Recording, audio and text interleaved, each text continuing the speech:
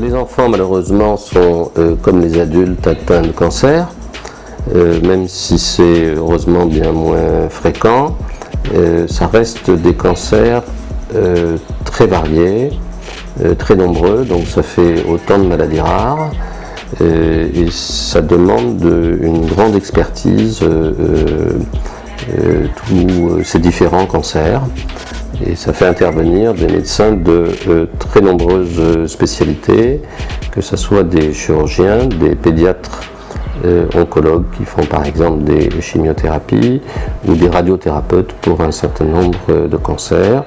Bien sûr l'imagerie qui est centrale aujourd'hui, que ce soit l'imagerie conventionnelle maintenant avec l'IRM qui est importante, ou que ce soit, vous avez dû entendre parler avec le cyclotron, les PET scans, tout cela arrivant en Martinique, mais tout ça demande une expertise importante pour chaque type de cancer.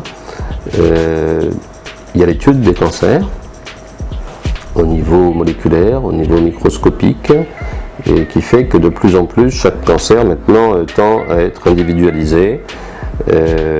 Et chaque enfant finit par avoir un peu son type de cancer, et les groupes du coup de travail deviennent plus souvent européens que nationaux quand ils ne sont pas maintenant mondiaux pour définir les meilleurs protocoles. C'est un problème assez technique qui nécessite de ce fait une certaine masse critique, c'est-à-dire qui nécessite de pouvoir constituer une équipe importante, sachant que dans nos îles, dans nos réalités, on a en Martinique par exemple 14 à 15 cancers par an, ce qui ne permet pas d'avoir cette expertise, d'où la nécessité soit d'envoyer des enfants dans l'Hexagone, soit de fédérer les besoins des enfants dans les différents territoires de notre interrégion, ce à quoi on travaille.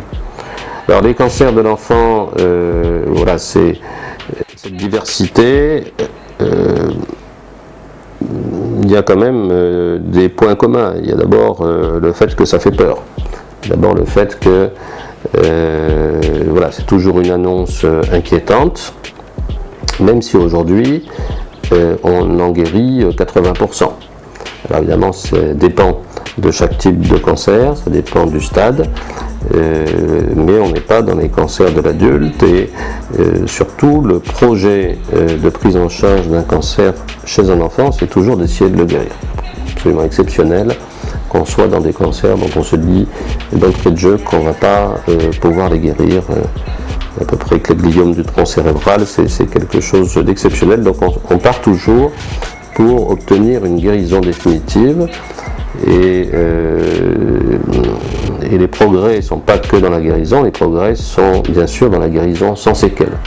Donc il y a les séquelles physiques, et puis il y a les séquelles psychologiques bien sûr, et donc on doit travailler à tout ça. Le cancer de l'enfant, les cancers de l'enfant, c'est quelque chose de compliqué pour les médecins.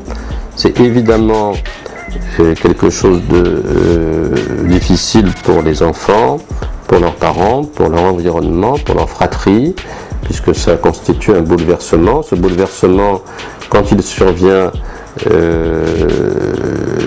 dans nos territoires et qu'on a besoin parfois d'envoyer des enfants, ça fait un double bouleversement, l'annonce de la maladie d'une part, et puis le changement d'environnement culturel et climatique qui s'ensuit, les séparations de fratries qui sont évidemment plus compliquées quand on est à 7000 km que quand c'est sur place. Donc tout ça demande beaucoup d'organisation, beaucoup de soutien et beaucoup de travail, qu'il soit du service de pédiatrie, de la MFME, ou qu'il soit au niveau des associations qui nous aident, soit à soutenir financièrement, soit à soutenir psychologiquement, soit à trouver par exemple un cadre familial pour recevoir des enfants qui viennent de plus loin.